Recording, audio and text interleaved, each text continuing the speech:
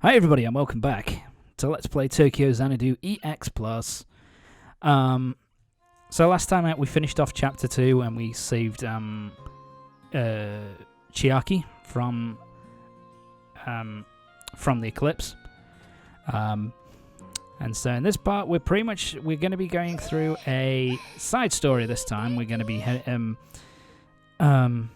through the side story between Chapter 2 and Chapter 3. The last one we did was the side story which featured the White Warrior, I think his name was. White Shroud, I believe his name was. And so we had a bit of a fun fight on that one.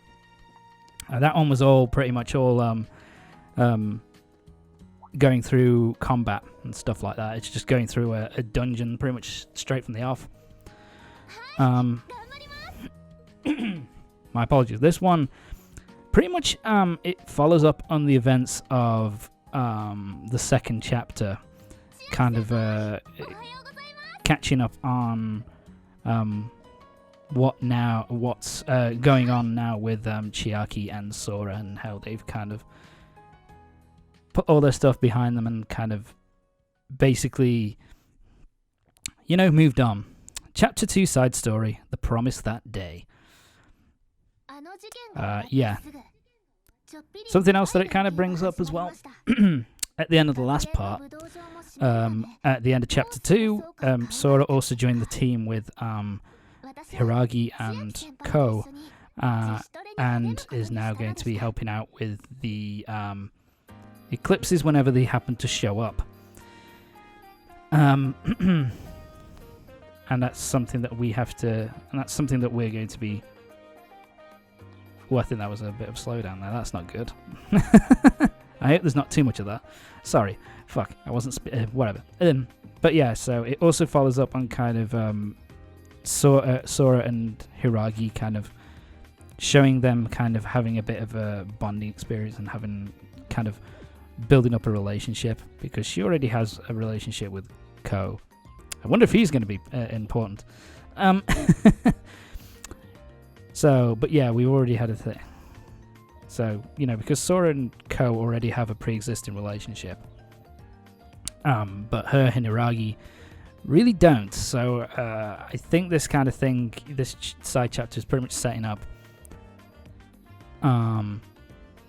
Like I say, it's pretty much setting up that Chiaki is now...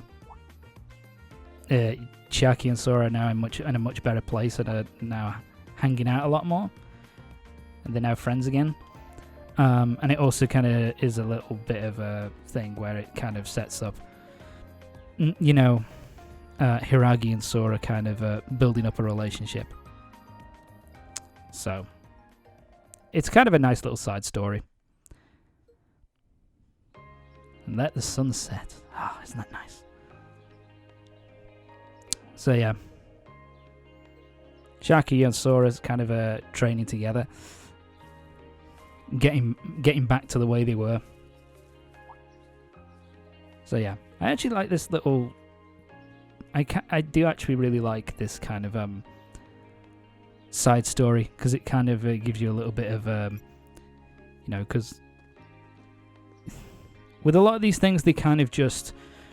It just kind of gets it's just kind of a given that Chiaki and Sora's relationship is kind of mended at that point, and so it's kind of just assumed that they're back to normal.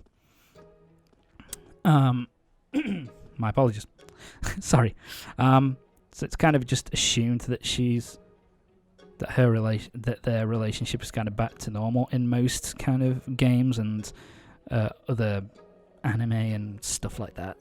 Other TV shows, whatever. I like it here that they basically go through a little bit of half of the second side story being about kind of showing that, showing that, Chiaki and Sora have moved on and kind of back to being best buds again. So yeah, that I kind of like. Also this here as well, these little seemingly innocuous little comments there talking about an app. That kind of leads into what is going to be the focus for Chapter 3. That is something else which I kind of like, and it's something that was kind of set up in, the previous side story as well. In the first side story, we had that kid kind of show up out of nowhere and then disappear just as quickly. And that kind of sets up something for the main series, if you know what I mean. Like, for the rest of the game, it sets up a major story point, which we won't find out until much, much, much, much later. So that's kind of cool. Anyway, for some reason, Sora's been a bit of a creeper, and is kind of following Hiragi around just to see what the fuck she's doing.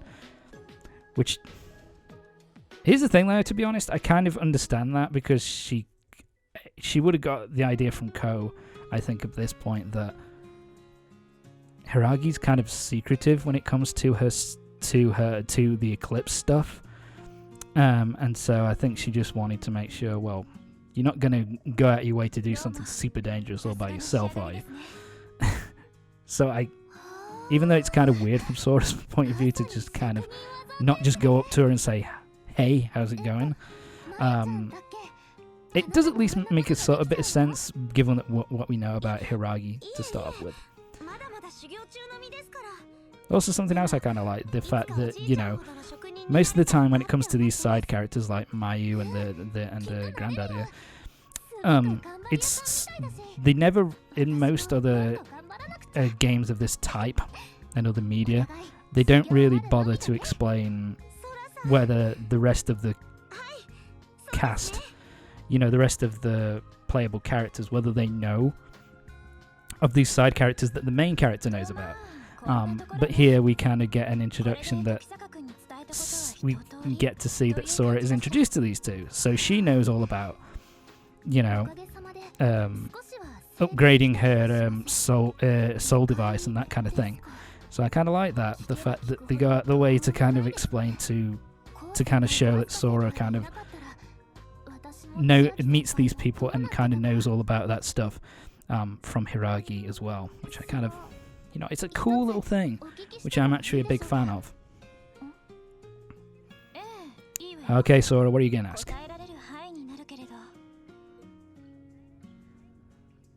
Okay, here we go.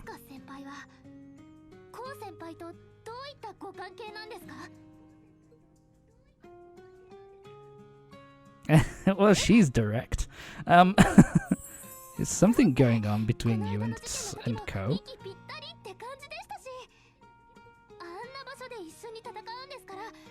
So yeah, she's kind of like, you two must, you've showed a lot of trust that you have in each other because you fought so well in the Eclipse. So there's something going on.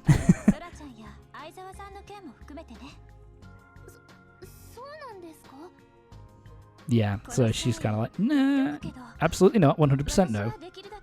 Never in a million years. Pretty much is the subtext there.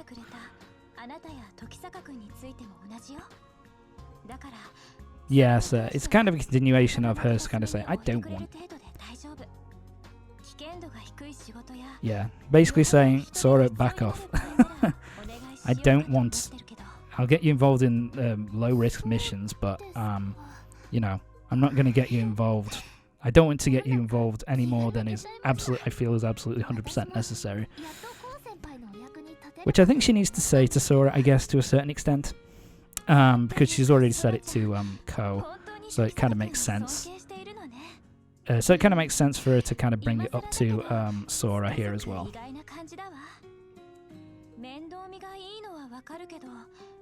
So now Hiragi's kind of asking, well,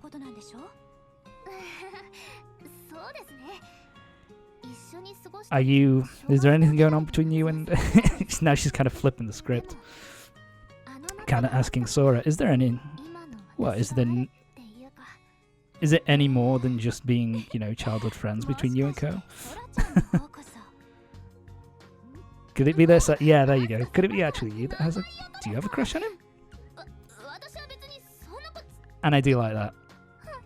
Take no way. Super embarrassed, so she kind of slips into her old kind of country bumpkin tongue, which I kind of like that. Yeah, her accent kind of comes out when she's exasperated and embarrassed. And so she's really. So yeah, with the indication kind of being that basically, the indication kind of being here that maybe she does have a little thing for Kou, but to be honest, the thing with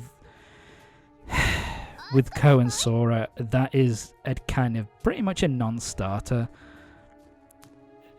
Like, it's obvious that pretty much what they show of it, the only thing that they really show is that Sora and Kou kind of care about each other, but they don't really go any further into what kind of relationship Sora wants or what kind of relationship Kou wants. It's just kind of not really pushed any further than this, really. But anyway, so in the place where Sora originally was, where Sora originally went into the Eclipse, another Eclipse has kind of popped up. So, time for Sora and Asuka to go in together and deal with this shit. And this is another one of the side dungeons, because that's pretty much what these are. These side paths, these side chapters. We're going into the Amber Path. The side chapters are pretty much a bit of story, a bit of character development, followed by a dungeon to give you something a bit more concrete, a bit more fun. And of course, we've only got Sora and we've only got Asuka. You could go out of your way to change Sora, one of them to strength if you want, but I honestly don't see the point, because we're already super high leveled anyway, and Sora and Asuka are more than capable of dealing with these assholes as is. This dungeon as well is a very straightforward. These guys again are a little bit of a pain. If they've got that kind of force field around them, that means that projectile attacks won't hurt them, and instead it's just going to be all about you're going to have to get up close and personal. So yeah, nice and easy. It's not. What I would call them is they're a little bit of a pain, because basically they kind of stay in place as well. So as long as you a simple dodge and then a few hits, and you'll knock them down pretty quickly, even if you're starting a brand new game. Okay, these guys are a bit of a pain as well. Basically, they will suck you in and cause. They'll open up, suck you in, and if you get trapped in there, they will cause like continual kind of damage. So they can be a bit of a pain in the ass. There. Sorry. So they can be a bit of a pain, but it's just all about. But as long as you stay away from them, and as long as when they open up you keep running away from them and you kind of keep attacking them from distance, then they won't cause you any problems, really. They're not too challenging. Yep, I thought so. Let's open this one up as well. Get some more X drive. Yeah, so there you go. That's the weak. Takes 2 hits from Sora to knock those guys down, where it's a 1 hit with Iragi.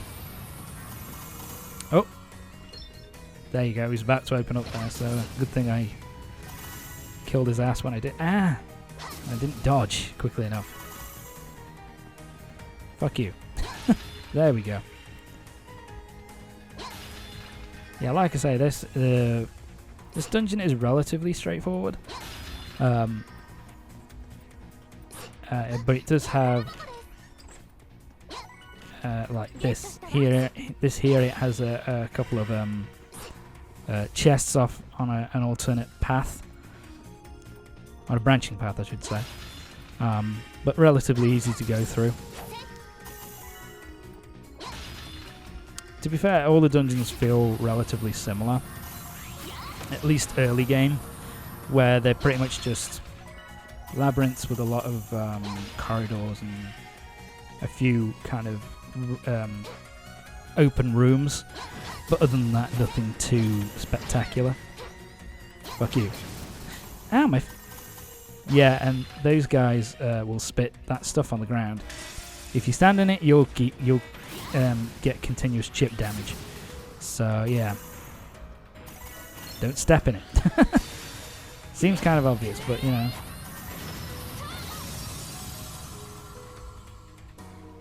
There we go. Let's use our X attack just to knock him down a peg. And I really like Sora's X attack. It causes a lot of damage and it's pretty quick as well. If it's good damage and pacey, that's what I like. Fuck you. Nice and easy. Alright, let's open up this chest. Star Soma. From what I remember, the Star Soma recovers something. I think it recovers health. Damn it. I think it recovers health. Damn it. Oh, and I've been frozen.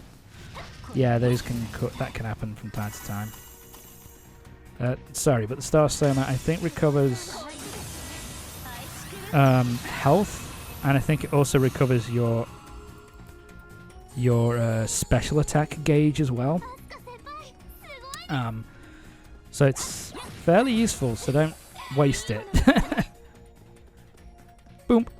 There we go, baby. And away we go. And there's the dungeon done. We did it 4 minutes 28 seconds. We should have done in 5 minutes 20. It's not bad. Faster than the required time, or the expected time, I should say. But there we go, we're done. Just got the boss fight to go.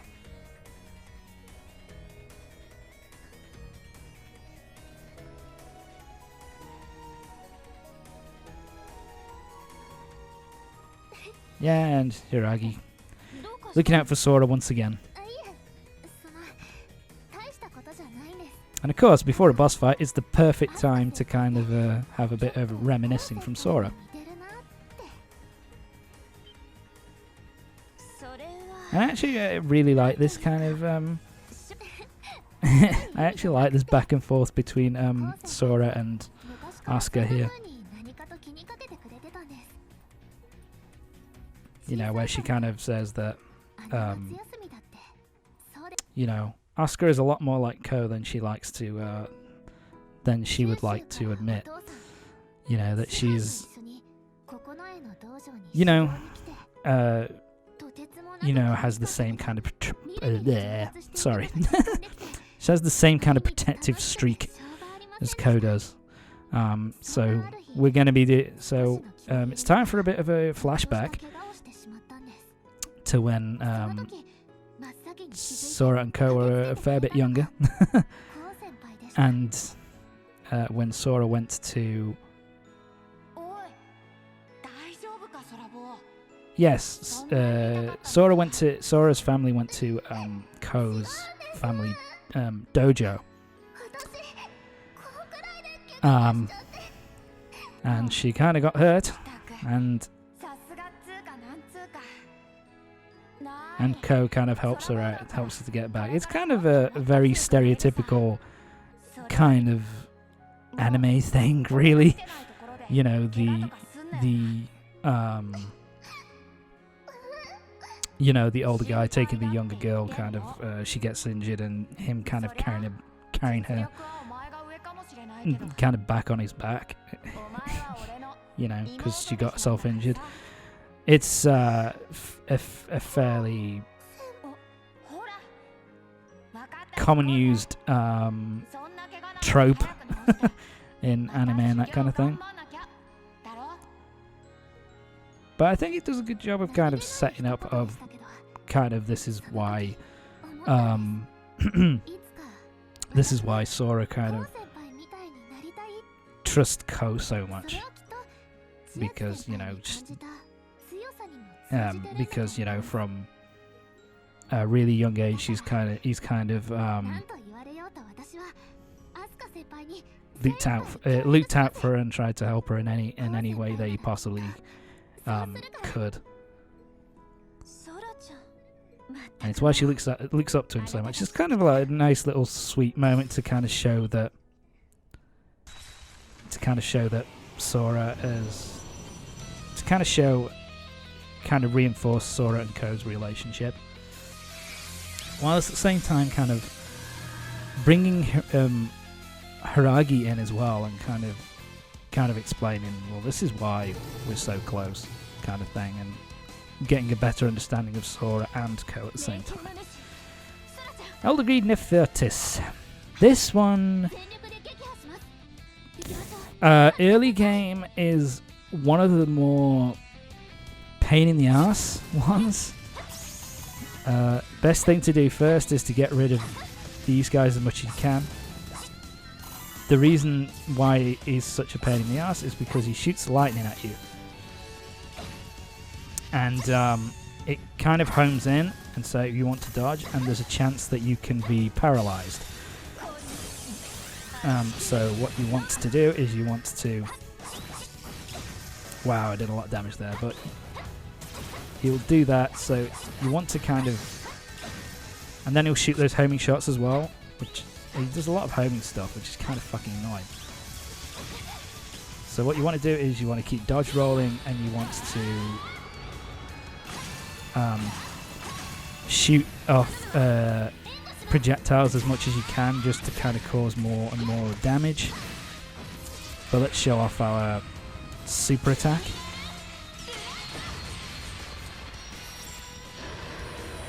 And boom, and he's dead. Yeah, when you're playing this for the first time, it does take a little while. Just because of you know, you're dodging and dodging and dodging, you're kind of hitting him, building up your X attack, and then kind of unleashing it, and basically it's just, you know, dodge, dodge, dodge, attack, repeat the process over and over and over again. But there you go. That Eclipse is sorted out and done. So yeah, there you go. Pretty fun dungeon, all things considering.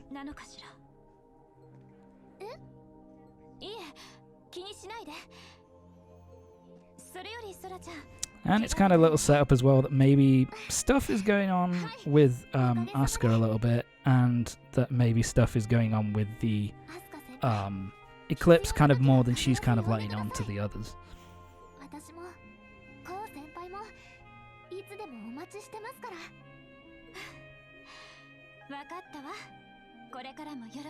And again, it's kind of setting up the thing with Asuka a bit more. It's kind of setting up the thing a bit more that, you know, she still doesn't fully trust them, and she still doesn't want to drag them into it when they really want to help. And that's going to cause problems later. But anyway, that thing also kind of sets up, kind of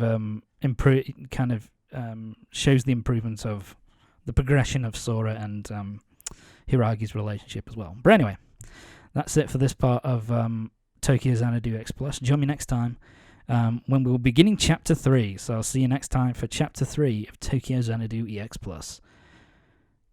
See you next time.